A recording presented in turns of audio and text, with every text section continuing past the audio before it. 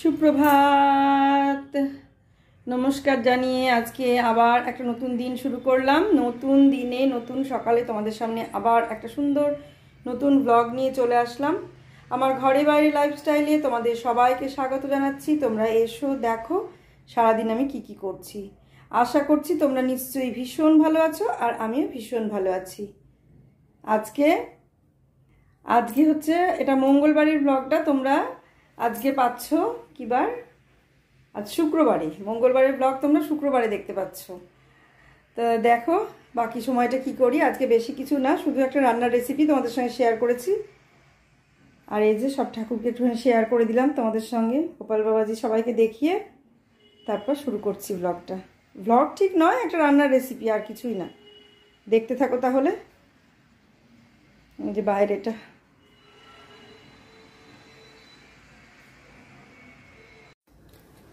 আজ আমি এখন শুক্তো রান্না করব। তাই দেখো শুক্তো রান্না করার জন্যে পেঁপে আর এদিকে উচ্ছে, এটা ডাঁটা, এটা পটল, এগুলো কাটা হয়েছে।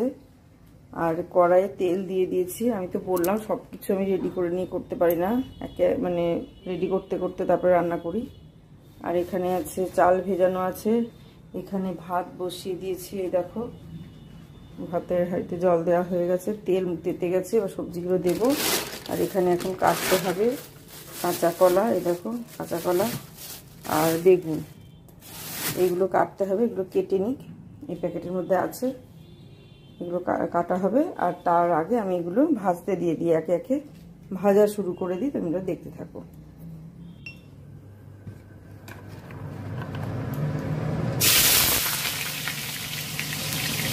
জিনিসে চালালে আর কিচ্ছু শোনা যায় না, এত জোর আওয়াজ জিনিস। পটলগুলো ভেজে নিই, মানে একে একে সব সবজিগুলো ভেজে নেব, নিয়ে রান্না করব। এবার এক একজন এক এক রকম করে রান্না করে, সেই বিভিন্ন রান্নার বিভিন্ন রকম স্বাদ হয়। মানে আমি কোনোদিন, সত্যি কথা বলতে, আমি কোনোদিনই শুক্তো বাপের বাড়িতে খাইনি। শ্বশুর বাড়িতে এসে, তাও শ্বশুর বাড়িতে না, মানে আমি খাওয়া শুরু করেছি যখন ননদের বাড়ি বেড়াতে গিয়েছিলাম বিয়ের পরে এসে। সেই ননদের বাড়িতে বেড়াতে গিয়ে সেখানে শুক্তো ব্যাপারটা জেনেছি। মানে জানতামই না এই ব্যাপারটা। বাপের বাড়িতে কখনো মা রান্নাও করেননি, ওই জন্য, বা করলেও হয়তো ছোটোবেলা ছোট ছিলাম, মানে সেভাবে খেয়াল করে দেখিও নি। তবে আমি জ্ঞানী, আমি কখনো খাইনি শুক্তো বাপের বাড়িতে। তা শ্বশুর বাড়িতে গিয়েও, শ্বশুর বাড়িতে কখনো খাইনি। আমি যখন ছোটো ননদের বাড়ি কৃষ্ণনগর চিত্রশালীতে বেড়াতে গেলাম, ওদের বাড়িতে প্রথম আমি এই শুক্তো রেসিপিটা খেলাম। তা মানে দেখছি এরকম সবজি কেটে রেখেছে, তার মধ্যে উচ্ছেটা কেটে রেখেছে। তা আমি বললাম যে দেখো উচ্ছেটা তুমি কি দিয়ে কি করবে? বললো উচ্ছে দিয়ে শুক্তো হবে। আমি বলছি শুক্তো মানে? ব্যাপারটা তো বুঝতে পারছি না কী জিনিস। আমরা কী করে করে? বলছে তুমি রান্না হয়ে যাক, তুমি খেয়েই দেখো, তারপরে যদি ভালো হয় তখন ইয়ে করো, না হলে তখন বলো। তাই বললাম যে ঠিক আছে রান্না হোক, খেয়ে দেখি। আমি উচ্ছে দিচ্ছ, তেতো হবে না? বলছে খেয়েই দেখো না তেতো হয় কি না হয়। তারপর রান্না করলো। রান্না করার পর কী সিস্টেমে রান্না করলাম একটুখানি বসে বসে দেখলাম। নতুন বিয়ের পর গিয়েছি, এবার নতুন বিয়ের পর গেলে দেখবে তখন একটু রান্না টান্না করার একটা ইয়ে থাকে, যে কি রান্না করছে কি না, এগুলো দেখার একটা আগ্রহ থাকে, যেটা বিয়ের আগে কখনোই ছিল না। দেখার আগ্রহ তো দূরের কথা, মানে কি রান্না হচ্ছে সেটাও জানার আগ্রহ ছিল না। ঘরে যেতাম, গিয়ে রান্না হয়ে গেলে মা খেতে রাখতো, খেয়ে নিতাম, ব্যাস হয়ে গেল। এবার কি রান্না হচ্ছে সেই খোঁজটা নেওয়ার মতন ইচ্ছেও আমার মনে হয় মানে ছিল না, বা হতো না। আর আমার ধারণা এটা মানে বেশিরভাগ মেয়েদের ক্ষেত্রেই তাই, যে বিয়ের আগে রান্নাঘরে কি হচ্ছে এই ব্যাপারটার খোঁজ বোধহয় কোনো মেয়েরা নেয় না, বিয়ের পরে গিয়ে সেই খোঁজগুলো নেয়। কিন্তু শ্বশুরবাড়িতে যাওয়ার পর শাশুড়িরা ভাবে যে অনেকটা বড়, যদিও মানে বড়, আগেকার দিনে খুব কম বয়সেই বিয়ে হতো মেয়েদের, এখন মেয়েদের অনেকটা বয়সে গিয়ে বিয়ে হয়। তো এটাই ব্যাপার। সে যাই হোক, যে যেরকম বিয়ে হয় হোক, কিন্তু যত বড়ই হোক তবু শ্বশুরবাড়িতে, বাপের বাড়িতে মেয়েরা খোঁজ নেয় না, নেওয়ার প্রয়োজনও হয় না।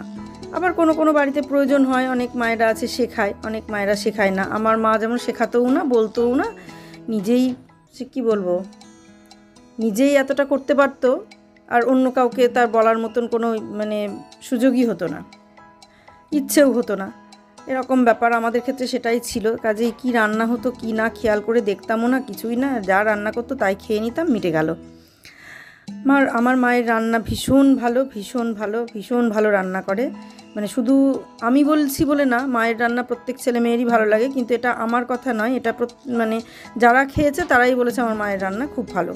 সারা পাড়ার লোক তো বলেইছে, এমনকি আমাকে যখন দেখতে গিয়েছিল এরা এই বাড়ি থেকে, শ্বশুরবাড়ি থেকে, প্রত্যেকেই বলেছে তোমার মায়ের রান্না ভীষণ ভালো, এরকম বলেছে আর কি। তাতেই আর কি বলছি যে আমার মার রান্না ভীষণ ভালো, কারণ আমার মার রান্না ভীষণ ভালো এটা প্রত্যেক মেয়েরাই বলবে, এটা আমি একা বলবো না।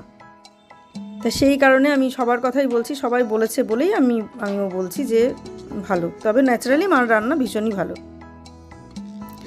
কিন্তু শুক্তোটা সেভাবে কখনো খাইনি। আর একটা জিনিস, কাঁচা কলা আমাদের বাপের বাড়িতে খুব কম আনতো। মানে কাঁচা কলা আমরা জানতাম রুগীর পথ্য, এটাই জানতাম। এটাকে যে আলাদাভাবে রান্না করা যায়, এটাকে যে আলাদাভাবে একটা মানে খাওয়া যায়, সুন্দর টেস্ট করে খাওয়া যায়, সেটা কখনোই মানে খাইনি কখনো। শুধু রুগীর পথ্য হিসেবেই আমরা কাঁচা কলাটা খেয়েছি। কিন্তু শ্বশুরবাড়িতে গিয়ে দেখলাম কাঁচা কলা দিয়ে মাছের ঝোলও তারা করে, কাঁচা কলা দিয়ে আলু দিয়ে পেঁয়াজ রসুন দিয়ে মানে ডালনা করে, বেশ ভালো, দারুণ লাগে খেতে ওটাও। মানে কাঁচা কলার বিভিন্ন রকমের রেসিপি, কাঁচা কলা ভাজা করে, ভালো ভালো সমস্ত রেসিপি করে কাঁচা কলা দিয়ে, কোপ্তা, কাঁচা কলা সেদ্ধ করে, কাঁচা কলার খোসা বাটা, এরকম বিভিন্ন টাইপের রান্না আমি গিয়ে খেয়েছি। কিন্তু হয়তো বা আমার বাপের বাড়িতে মা করতো না, তার কারণ বাবা হিজিবিজি খেতে চায় না, চাইতো না, এটাও একটা কারণ। মা যে করতো না বা জানতো না সেটা নয়, মা জানে, কিন্তু মা করতো না, তার ওই একটাই কারণ আমার বাবা হিজিবিজি কিছু খেতে চাইতো না, যে এটা ওটা রান্না করবে খাবে, সেটা না, একদম মানে সাদামাটা রান্না করতো, সেটাই আমার বাবা ভালো খেত। সেই কারণে অত হিজিবিজি রান্নাও করতো না। আর আমরা দুজন তো মানে একটুখানি কোনো দিন সবজি ভাত একবেলা খেতাম, আর একবেলা দুধ ভাত খেতাম। কাজেই সেভাবে যে বিশাল কিছু অনেক রকমের সবজি কি কিছু এটা ওটা সেটা করতো কম, রান্না করতো অনেক রকমেরই রান্না করতো, কিন্তু এটা ওটা সেটা দিয়ে এক্সপেরিমেন্ট করা সেগুলো খুব কমই করতো। কারণ খাওয়ার লোক বলতে ওই মা আর বাবা, আর কেউ ছিল না, খুব কম। আমরা দুজন একটু সামান্য হয়তো দিনের বেলায় খেতাম, আর তো বললাম রাত্রে দুধ ভাত। সবজি ভাতকে আমরা বলতাম দুই বোনের ঝাল ভাত, আর দুধ ভাত খেয়ে নিতাম রাত্রিবেলায়। সবজি ভাত খুব কম খেতাম, এরকম একটা ব্যাপার ছিল আমাদের। সেই জন্য যে আলাদাভাবে বিভিন্ন রকমের সবজি এক্সপেরিমেন্ট করা সেটা হতো না, যখনকার যা সবজি তখনকার সেই সবজি সেইভাবে নর্মালভাবে রান্না হতো। কাজেই শুক্তো ব্যাপারটা আমি অত জানতামও না। তারপর ননদের বাড়িতে গিয়ে যখন খেলাম, খেয়ে দেখছি বাবাই তো একদম অন্যরকম টেস্ট। তখন আমার ননদ বলল যে তুমি এইভাবে রান্না করবে। আমি সেইভাবে রান্না করলাম, তো দেখছি না খেতে খুব সুন্দর হয়। আর এই দিন যখন বোন আবার দেখলো আমার রান্নাটা বা খেলো, বললো যে খেতে সবই ভালো হয়েছে, তা তুই যেমন তো ননদের কাছ থেকে শুনে রান্না শিখেছিস, আমিও তেমন পাড়ার একটা বউয়ের কাছে শিখেছি, তা তুই যে ফোড়নটা দিস সেই ফোড়নটার বদলে এই ফোড়নটা দিয়ে করে দেখিস কেমন লাগে একদিন। আমি বললাম ঠিক আছে, করে দেখবো, কারণ সেটা তো করে দেখা হয়নি। কারণ দেখো, একটা রান্না বললাম না, একটা রান্না এক একজন এক এক রকমভাবে করে, তা আমি যেভাবে শুনেছি সেভাবে করেছি, ও যেভাবে শুনেছে সেভাবে করেছে। এবার আমি আমার মতন করে এতদিন খেলাম, এবার ও যেরকমভাবে বললো সেরকমভাবে আমি একদিন করে দেখবো। কারণ শুক্তো রান্না তো এমন কিছু না, তা আমি একদিন ওই রকমভাবে রান্না করে দেখবো কেমন লাগে। তো করিনি কখনো, সবটাই শুনতে হয়, সবটাই করে খেয়ে দেখতে হয়, যেটাই ভালো লাগবে তখন পর থেকে সেটাই করব। আর এই দেখো সব রেডি করে নিয়েছি। রেডি করে নিয়ে আমি বললাম না যে আমি একসঙ্গে সব কিছু পারি না, ধীরে সুস্থে রেডি করি। তো এই দেখো এবার সমস্ত সবজিগুলো ভেজে নিয়ে সব কিছু রেডি করে নিয়েছি। আমি শুক্তো রান্না করবো, তার জন্য এই দেখো এতক্ষণে আমার সমস্ত রেডি হলো। এখানে সমস্ত সবজি একে একে ভেজে নিলাম দেখতে পেলে, আর এই ডাঁটাগুলো ভেজে নিলাম সব। আর এখানে আছে পোস্ত বাটা, কাজু বাটা, চারমগজ বাটা, 3 রকমের মশলা বাটা আছে। এই যে এটা হচ্ছে কাজু বাটা, এটা চারমগজ, আর এটা পোস্ত। আর এখানে আদা আর জিরে গুলে নিয়েছি। আর এখন তেলে ফোড়ন দেব রাঁধুনি, এই যে রাঁধুনি ফোড়ন দেব, তেজপাতা আর লঙ্কা।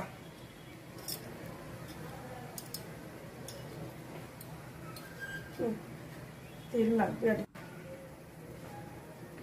এখানে তেল দিয়ে দিয়েছি, তেল মোটামুটি তেতে গেছে। এই অবস্থায় একটুখানি রাঁধুনি ফোড়ন দিয়ে দেব। রাঁধুনিটা পরে বেটে দিলেও হয় ভালো, কিন্তু আমি আর রাঁধুনি পরে বেটে দেবো না, এখনই যা ফোড়ন দেওয়া দিয়ে দেবো। পরে আমি একটু মৌরির গুঁড়ো দেব। এবার তেজপাতা আর কাঁচা লঙ্কা। কে কিভাবে করো আমি জানি না, আমি যেভাবে করছি সেটাই তোমাদের সঙ্গে শেয়ার করছি।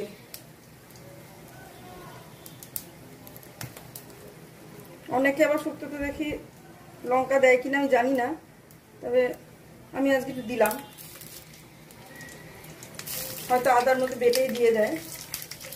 তো দেওয়া হয়ে গেল, তেল তেতে গেছে, আমি এবার আদা জিরেটা দিয়ে দিলাম। আর একটুখানি মানে এটা একটুখানি হয়ে যায়।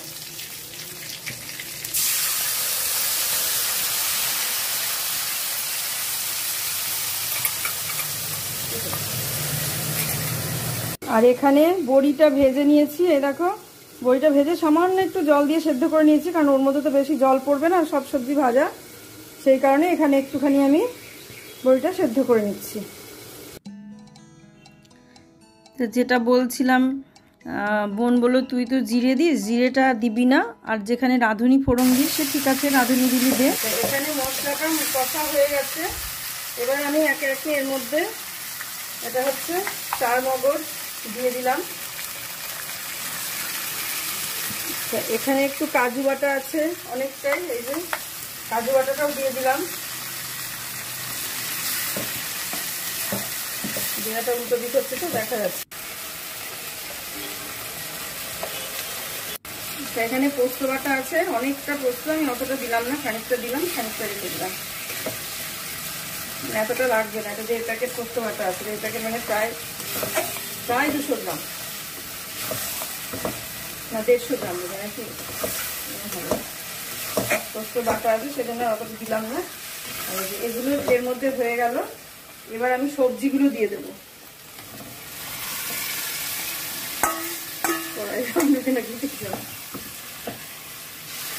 সবজিগুলো দিয়ে আমি এইভাবেই রান্না করি, কে কিভাবে রান্না করো আমি জানি না, আমি যেভাবে রান্না করি আমি সেভাবেই তোমাদের সঙ্গে শেয়ার করছি।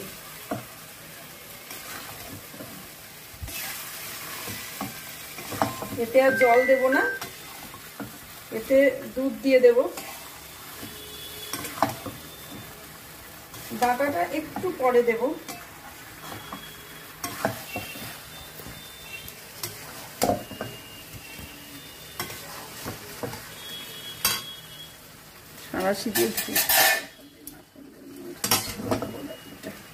আচ্ছা, এটা বড় কড়াইয়ে দিলে সবচেয়ে ভালো হতো, তা আমি এটা বড় কড়াইয়ে ঢেলে দেব।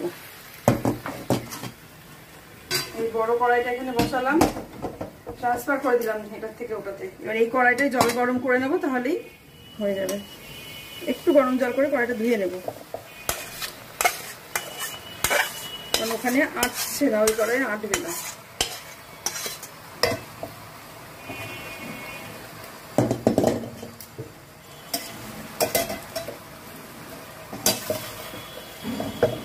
যে বড়িগুলো দেখলে একটু সেদ্ধ করে নিয়েছিলাম, সেই বড়িগুলো এর মধ্যে দিয়ে দিলাম।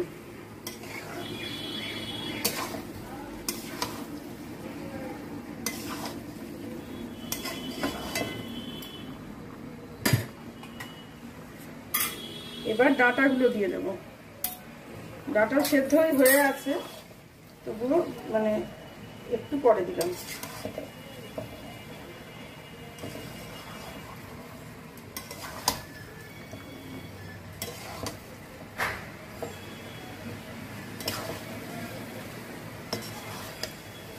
বোন যেভাবে রান্না করতে বলেছে সেভাবে একদিন রান্না করে দেখব কেমন লাগে। একরকমভাবে রান্না করলে তো হবে না, সব রকম রান্না করে দেখতে হবে, যেটা টেস্ট বেশি ভালো সেইভাবেই রান্না করতে হবে।